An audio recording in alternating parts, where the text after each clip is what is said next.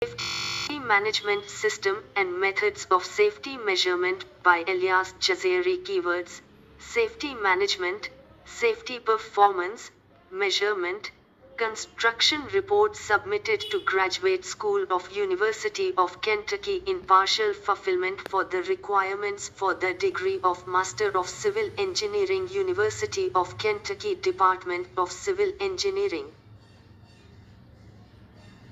Abstract: according to construction industry needs in order to improve safety performance, the definition of safety management system should be defined, and the elements included in safety management system should be clarified in order to have good quality system.